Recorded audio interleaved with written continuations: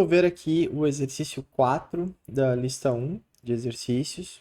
Nesse exercício, a gente vai utilizar uma série de medidas aqui que foram anotadas. Supostamente, isso aqui representa que poderia ter sido um experimento, né, onde tem uma fonte de tensão aplicada num resistor, e aí foram realizadas várias medidas consecutivas de tensão e corrente para diversos valores que foram ajustados na fonte, tá? Então, isso poderia tranquilamente ter sido realizado em laboratório. E aqui a gente tem dados simulados, né, do que poderia ter sido esse experimento, ok? Então, a gente tem as medidas anotadas aqui da fonte de tensão em volts. Então, são vários valores de tensão, né? Eles vão aumentando de -5 até 15, de 2 em 2 volts. Então, dá para notar que a fonte estava sendo controlada, né? A tensão da fonte estava sendo controlada. E aqui a gente tem a corrente que foi medida no resistor em questão, que estava sendo testado, ok? E ainda tem uma terceira coluna aqui de resistência calculada, tá? Então isso tem a ver com o item A, onde usando as medidas de tensão e corrente em cada uma das linhas, preencha a última coluna com o cálculo da resistência R correspondente à medição. Então, a solicitação é que a gente calcule a resistência usando as medidas de cada linha, né? Como isso foi um experimento, né, esses valores aqui, eles podem ter algum tipo de erro de medição, alguma imprecisão, tá? E a ideia é a gente aplicar a lei de Ohm, sendo que, como a gente conhece a tensão da fonte e a corrente medida no resistor, a gente vai aplicar a relação R é igual a V dividido por I, né? Então, a resistência calculada vai ser a relação entre a tensão e a corrente. Então, uma possibilidade é a gente puxar uma calculadora e começar a fazer o preenchimento de cada uma das linhas. Novamente, aqui eu vou utilizar a calculadora do Python para fazer alguns exemplos. Então, por exemplo, na primeira linha, a gente tem a tensão de -5 volts, então -5, dividido por -432,8 miliamperes. Tem que tomar cuidado que a tensão está em volts e a corrente ela está em miliamperes. Então, -432,8 e -3. Okay? Então, -432,8 miliamperes. O resultado aqui deu 11,55, 26, 80. A gente vai ficar com 4 casos, tá? 4 casos depois da vírgula. Esse valor já está em ohms, né? Porque é volt por ampere. Eu já utilizei o prefixo milli aqui para indicar o valor, né? Então aqui, quando eu indiquei E-3, né? Esse 432 foi dividido por 1000, né? Então a gente já tem aqui o valor diretamente em ohms. Então eu vou anotar 11,5526. Lembrando aqui que a gente vai colocar todos os valores em ohms, tá? E agora é um procedimento repetitivo. A gente vai usar o próximo valor de tensão e a próxima corrente medida, vai fazer um novo cálculo até a gente completar todas as linhas aqui. Então, fazendo mais um exemplo. -3 volts dividido por -241,73. Opa, eu esqueci de colocar o milli, né? Então, esse valor aqui está em quilo-ohms, ó. É 0,01241 quilo-ohms. Mas eu quero utilizar o milli para eu já obter o valor em ohms. Então, 12,4105, né, ohms. Bom, então, a ideia desse exercício aqui também, além de fazer os cálculos com a calculadora e exercitar um pouco essas contas, é também mostrar que num experimento onde a gente tem várias medições, nós podemos utilizar outras ferramentas para ajudar a fazer esse tipo de relatório, onde a gente tem que fazer um cálculo com uma sequência de medidas, tá? Então, vou mostrar aqui duas ferramentas que a gente pode utilizar para fazer esse cálculo aqui de uma maneira mais automática, que a gente não precisa ficar inserindo um por um dos valores aqui e calculando um por um e anotando, tá? Bom, então inicialmente eu vou mostrar para vocês a ferramenta do Google Planilhas, tá? Então, o Google Planilhas, ele é uma ferramenta semelhante ao Excel, da Microsoft Excel, onde você pode trabalhar com esse formato aqui de estrutura de dados, que é uma tabela. Tá? E, além disso, ele permite algumas funções, né, algumas automações aqui de cálculos e operações que a gente pode fazer com os dados que a gente preenche nessa tabela. A gente vai reproduzir a tabela que a gente tem ali no exercício, onde a gente tem a tensão e a corrente. Tá? Eu vou colocar aqui a corrente em miliampere e do lado eu vou deixar um espaço para a gente converter a corrente para amperes. E aí eu já vou mostrar algumas funções aqui do Google Planilhas. Tá? Ó, a tensão é o mais fácil de preencher porque a gente começa em menos 5 e vai até 15 pulando de 2 em 2. Okay? Então, menos 5 é o primeiro valor. Só que agora, para fazer o resto da sequência, tem algumas estratégias que a gente pode usar aqui do Google Planilhas, tá? Então, a primeira coisa que a gente pode fazer é tentar automatizar essa sequência de 2 em 2. Então, por exemplo, o próximo valor da próxima célula aqui dessa coluna, ele é igual ao valor anterior. Então, veja que aqui a gente está olhando, ó, tem um nome para cada coluna e um nome para cada linha, né? As colunas usam letras e as linhas usam números. Então, no caso, na linha 3, onde eu vou colocar o segundo valor da tabela, o valor que eu vou colocar aqui é o mesmo da linha anterior, da mesma coluna, que é a coluna A, linha 2, que são os menos 5 volts. Só que eu vou somar 2 volts, porque eu vi já que aquela sequência ali da tabela que a gente tem no exercício, ela vai de 2 em 2 volts. Então eu vou fazer que é o valor anterior mais 2 volts. Tá? Então, esse aqui ficou menos 3. Tá? O interessante de usar fórmulas é que se a gente seleciona aqui onde a gente escreveu a fórmula, e aí clica no canto inferior direito, aqui onde tem esse quadradinho, a gente vai estender essa fórmula, tá? Ao longo das próximas linhas. Sempre vai repetir o quê? A célula anterior mais 2. Tá? Veja que aqui, ó, eu até fui além do que eu preciso, só preciso até o 15. Né? Então, menos 5, menos 3, menos 1, 1, 3, 5. Eu vou então até apagar aqui, né? Os últimos dois valores. Em qualquer célula você pode clicar e ver que ela é uma fórmula que pega a célula anterior, soma 2. Tá? Ok. Bom, na corrente não tem muito como escapar. A gente vai ter que colocar ali os valores da tabela, anotando um por um. Ok? Porque ali a gente não sabe ainda como foram obtidos aqueles valores. Na verdade, são medições, né? Então os valores têm. Embora tenha alguma relação ali entre eles e a tensão, a gente não sabe exatamente o quanto tem de variação, né, em cada corrente, mas a gente vai só copiar e colar aqui os valores da tabela.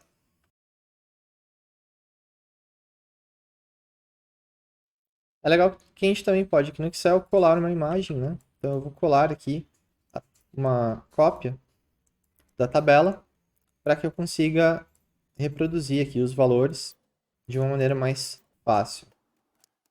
E observando que eu estou usando o Google Planilhas com o idioma em português, então aqui as casas decimais elas estão com vírgula, tá? Diferente da calculadora científica que está usando ponto para casa decimal. Tá? Então sempre tem que tomar cuidado com isso. Precisamos saber exatamente, né, no software que a gente está usando, se a casa decimal está sendo usada com ponto ou com vírgula. Tá? Raros os casos são que isso vai ser uma vírgula. Tá? Então, esse caso do Google Planilhas é um desses casos, porque eu estou usando a conta do Google aqui em português.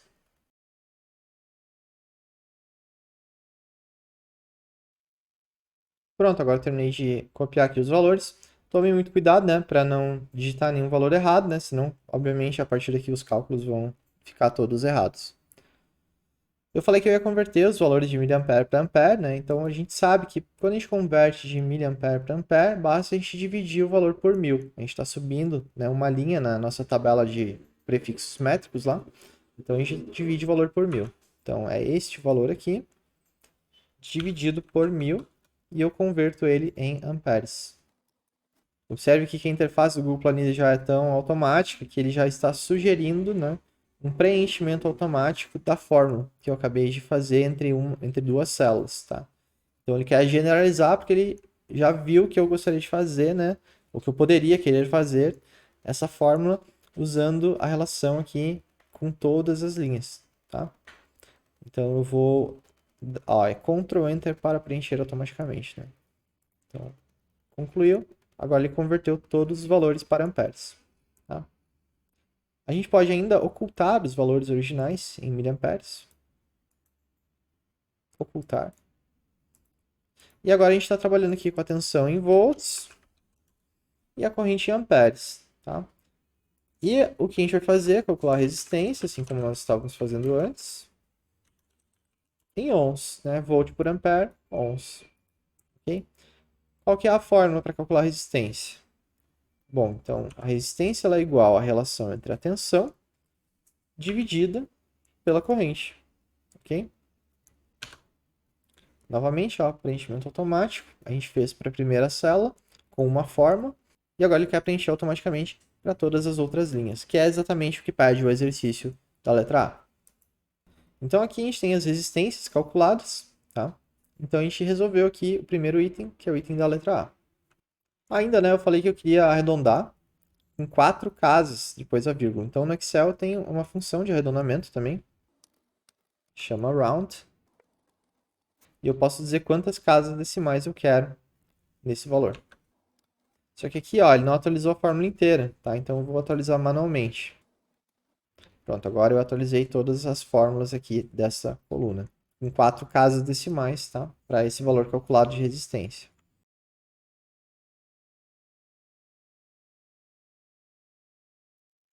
Então eu trouxe aqui, copiando e colando, a coluna, né? Para um formato de texto aqui, ajustei para se encaixar na tabela. E pronto, está resolvido o item da letra A. Uma coisa para observar é que dá para ver que tem valores parecidos aqui em cada linha, tá? Alguns já ficam bem diferentes, esses dois aqui principalmente, na verdade esses três aqui são bem diferentes dos outros, tá? Mas principalmente esses dois. Porém o resto parece ser bem coerente aqui, parece estar dando sempre o mesmo valor, ou seja, né, a resistência ali ela parece estar constante, ou quase constante, tá? Então, a letra B aqui, ó, observando os valores calculados na última coluna, possivelmente houve pequenas variações entre cada valor.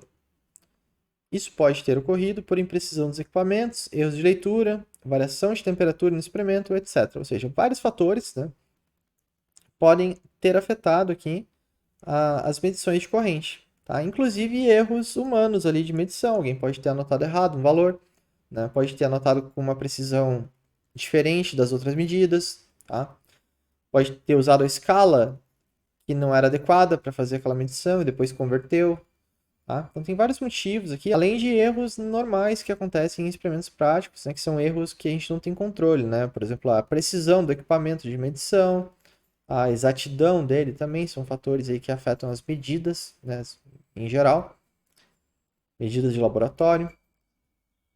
A variação da temperatura no ambiente também pode afetar alguns tipos de medição, porque a gente sabe que a resistência elétrica ela pode ser afetada, né, ali de acordo com as características do material, pode ser afetado com o aumento ou a redução da temperatura ambiente, tá? Ou até do próprio equipamento em funcionamento ali. Isso pode afetar a sua resistência, tá?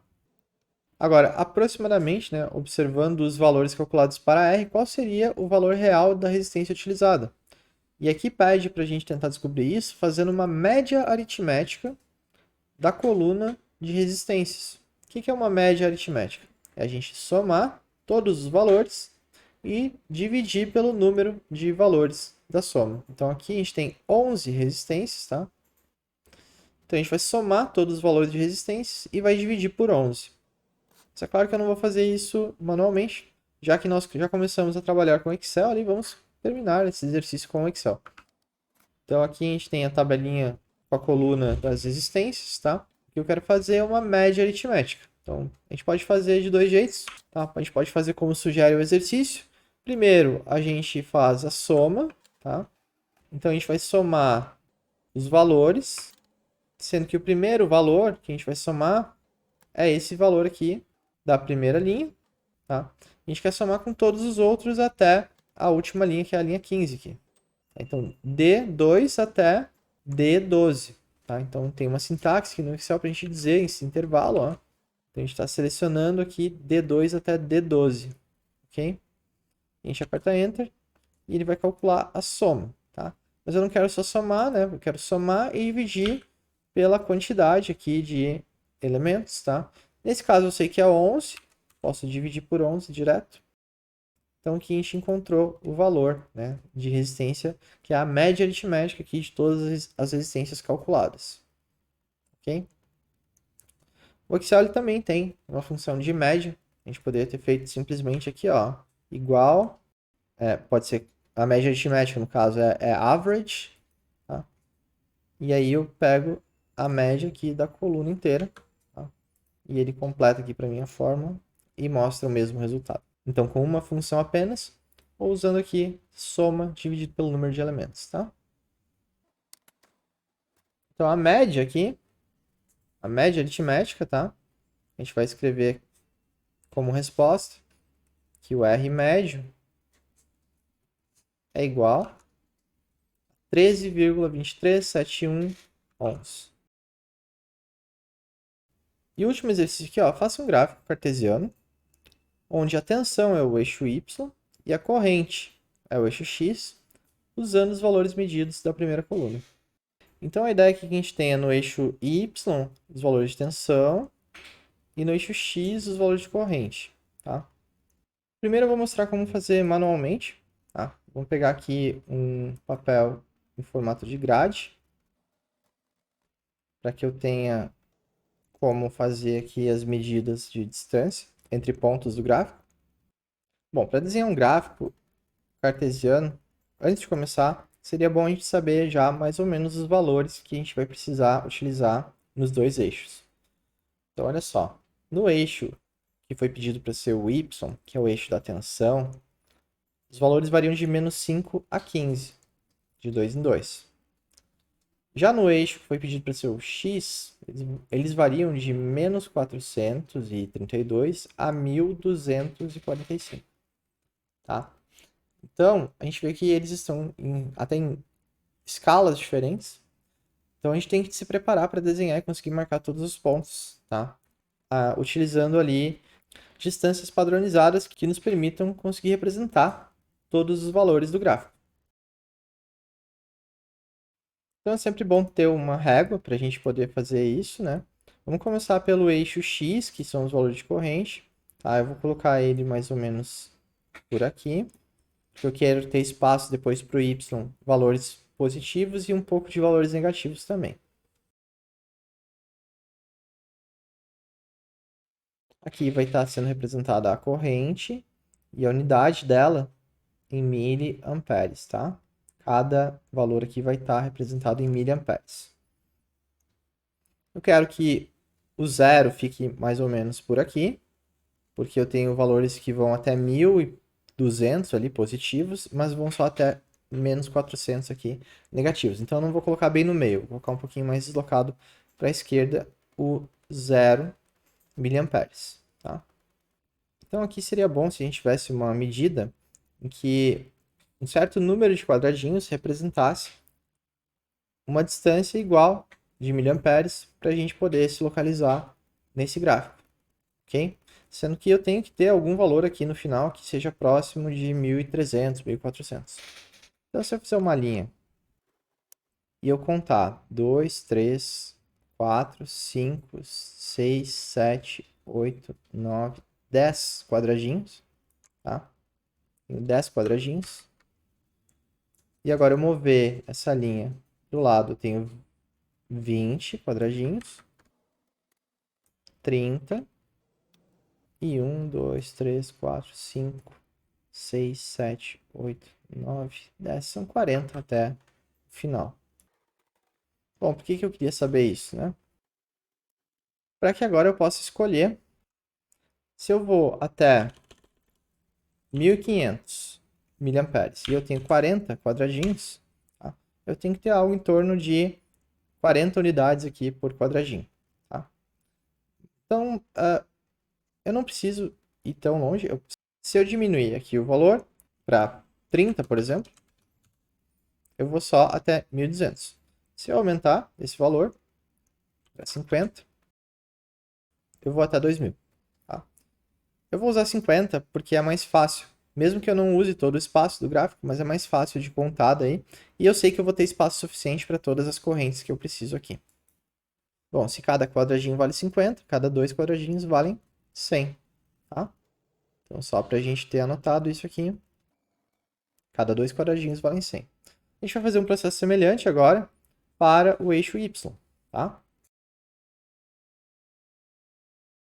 O eixo Y é a tensão, tá? Ela está em volts.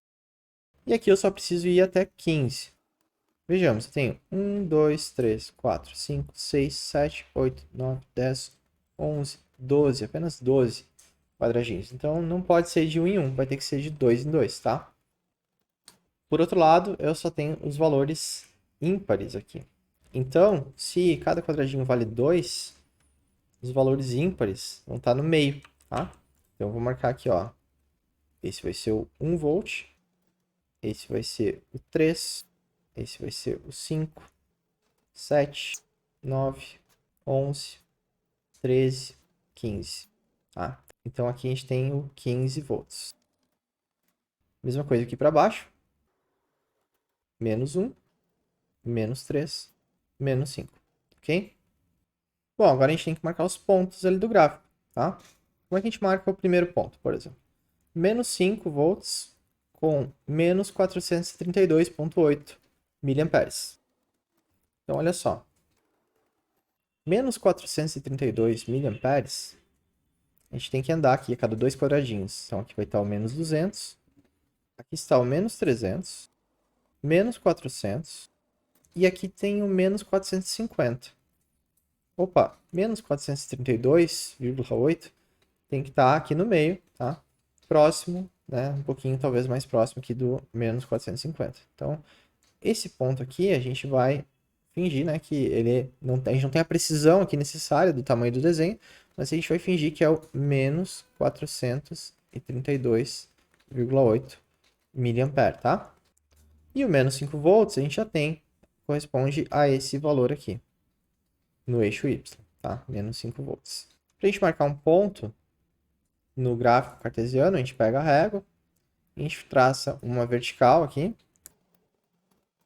tentar fazer meio pontilhado, no ponto que corresponde ao valor do eixo X, e a gente traça aqui uma horizontal no ponto que corresponde ao valor do eixo Y, e no momento em que essas duas retas tracejadas se encontram, é ali onde eu tenho o meu ponto para marcar, que corresponde à medida que foi realizada.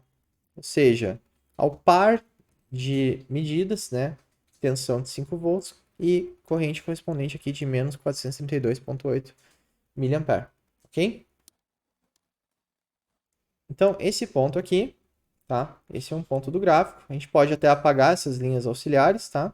Essas linhas auxiliares tracejadas são só para ajudar a gente a marcar esse ponto aqui, mas depois, para o desenho final, a gente pode até apagá-las, tá?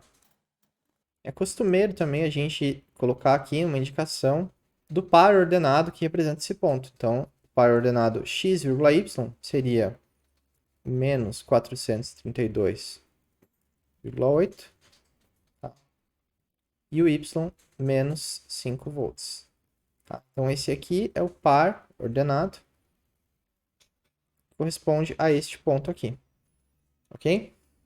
Bom, então a ideia é repetir esse processo agora com todos os pontos aqui da lista. Então, são 11 pontos que podem ser traçados nesse desenho, tá? Mas eu também vou aproveitar e finalizar aqui com o gráfico que a gente pode fazer computacionalmente usando a tabela que a gente acabou de colocar lá no Excel. Então, mais uma vantagem aqui de a gente usar essa ferramenta é que a gente pode criar aqui agora um gráfico utilizando esses valores aqui, tá? A gente seleciona as duas colunas que a gente quer fazer o gráfico e a gente tem aqui a ferramenta inserir gráfico. Que tipo de gráfico a gente quer? nós queremos aqui um gráfico de dispersão, que é um gráfico onde a gente só tem os pontos anotados no gráfico. Quem que é o nosso eixo X? Nosso eixo X aqui, ele fez tensão e corrente. E é normal a gente ter gráficos de tensão no eixo X e corrente no eixo Y, tá? Porém, o exercício pediu corrente no eixo X e tensão no eixo Y. Então, aqui no eixo X a gente troca para a corrente, tá? E aqui no eixo Y a gente tem a tensão, tá? Então, aqui estão as configurações do gráfico. Agora que eu já inseri ele, eu posso fechar aqui, tá? Mudar o meu zoom aqui no Excel, para que eu consiga ajustar a posição do gráfico. E aqui a gente está vendo o gráfico, ó, da tensão no eixo Y pela corrente no eixo X. Só tem dois detalhes aqui, tá? Como eu tinha feito aqui as colunas em ordem diferente, tá? Ele ainda não alterou os rótulos aqui. Os rótulos eles ainda estão invertidos, tá? Isso a gente pode alterar aqui nas configurações do gráfico. Ó, título do gráfico. No caso que a gente tem a tensão versus a corrente. Aí a gente pode trocar aqui o título do eixo horizontal. A gente tem ali a corrente. Nesse caso aqui a corrente ficou em amperes, tá? Mas não tem problema. A gente poderia ter feito o gráfico com a corrente em amperes ou miliamperes. Eu preferi fazer com miliamperes no desenho. E no eixo vertical aqui a gente tem a tensão. Como é que eu já sabia que ele tinha feito, que ele tinha trocado, né? Que tinha dado certo, que só os nomes ficaram errados aqui.